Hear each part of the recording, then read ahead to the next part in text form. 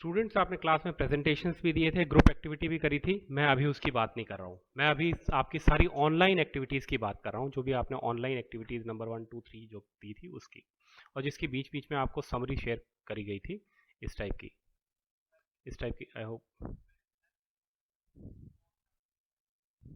इस टाइप की समरी आपके साथ शेयर करी गई थी बीच बीच में। एक्टिविटी नंबर 2 में जैसे जब भेजे गए थे 239 स्टूडेंट ने एंट्रीज थी, 263 एक्टिविटी नंबर 3 में। ऐसी एक्टिविटीज़ की बात कर रहा हूँ।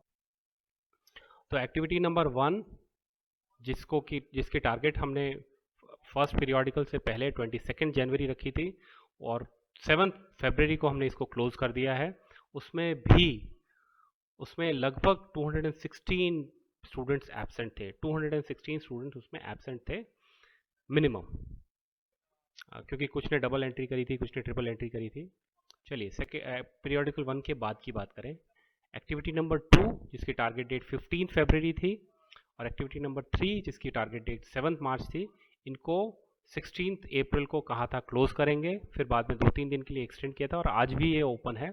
फिर भी इसमें 65 से 26 रेस्पेक्टिवली स्टूडेंट्स ऐसे हैं, मिनिमम इससे ज़्यादा होंगे क्योंकि ये इधर डबल एंट्रीज भी हैं। मिनिमम 65 और 26 स्टूडेंट्स ऐसे हैं जिन्होंने पार्टिसिपेट नहीं किया है। तो इनका पार्टिसिपेशन क्राइटेरिया क्या होगा वो खुद ही जान सकते हैं। आई होप ये चीज़ आपने होम असाइनमेंट में, जो कि पीरियोडिकल 2 के अगेंस्ट है, उसमें ये चीज़ रिपीट नहीं करी हो। वो स्टूडेंट्स कम से कम इसमें होम असाइनमेंट में पार्टिसिपेट किया हो। Now I'll coming to activity number 5 and 6 जो कि ऑनलाइन लेक्चर्स के बेसिस पे थे। ऑनलाइन लेक्चर लीगल, पहला पार्ट था legal issues IPR, second business plan. इनकी टारगेट डेट 30 अप्रैल और 8 मई थी। कुछ आपके कुछ क्राइटेरिया था, आपका एग्ज़ाम होगा जर्मनी का एग्ज़ाम, जर्मन और वो सारे थे, इसलिए अभी भी ये एनीवेज ये एक्सटेंडेड है। इनकी डेट्स ओपन है, ये ओपन है। इसमें अभी भी 52 और 51 स्टूडेंट्स इनमें पार्टिसिपेट नहीं किया है। Let me summarise it once again.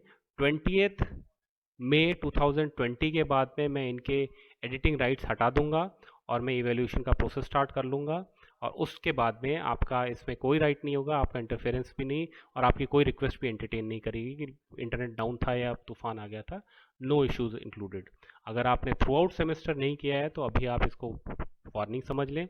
आपका एटलीस्ट पार्टिसिपेशन पहला क्राइटेरिया है, जिसके बेसिस पे आपका आंसर सही था, आपने सही लिखा है या नहीं, वो सेकंड क्राइटेरिया, उस पर मैं बाद में बात करता हूँ।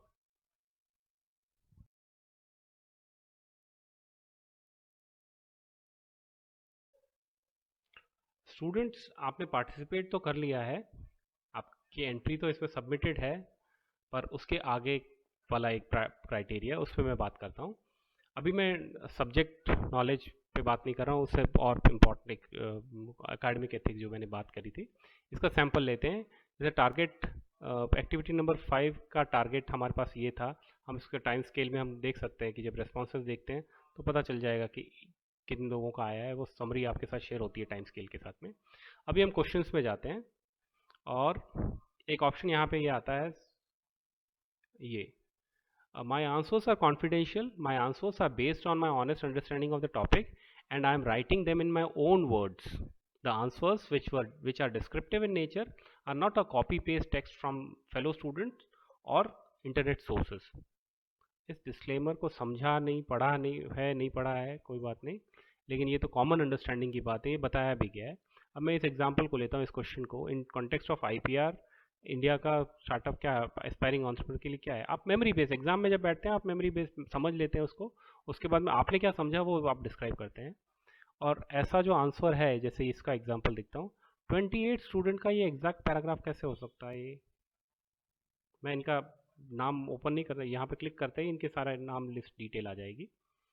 12 स्टूडेंट्स ने बिल्कुल ये ब्लॉक छोड़ा है, ठीक है, ज़्यादा ऑनेस्ट नहीं है कंपैरेटिवली, इन्होंने समझा नहीं, इनको याद नहीं आया है तो।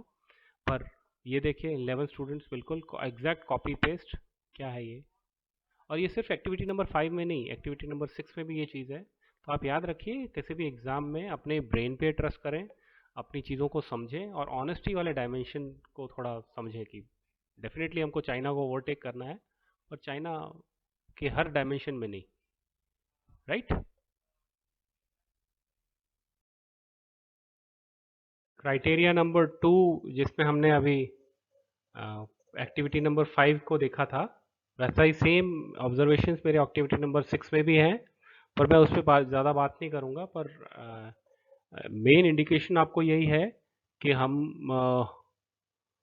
जो एसेंस है बेसिकली एकेडमिक एसेंस वो समझ जाएं इस चीज़ का। And that is what I'm trying to say is I have highlighted the precursors of contours, the borders of my assessment framework. मेरा जो assessment framework है उसका border, उसकी outline मैंने आपको बता दी है। Criteria number 1 participation, criteria number 2 honest participation. उसके अलावा जो दूसरे हैं वो आपके एकेडमिक नॉलेज, आपका इम्प्रूवमेंट, थोड़ा चीज़ें कॉम्प्लेक्स हैं, पर यस उसमें भी मैंने आपको एक स्टे एश्योर्ड, अगर आप ऑनेस्टली करते हैं तो आपको किसी बाकी चीज़ में घबराने डरने की ज़रूरत नहीं है। पर इन डायरेक्शंस के ऊपर पूरा ध्यान रखें और इन पे अगर आप बेंचमार्क पे फोकस करेंगे तो मुझे नहीं लगता आपको किसी भी एग्ज़ाम में लाइफ में कभी भी कोई दिक्कत आएगी।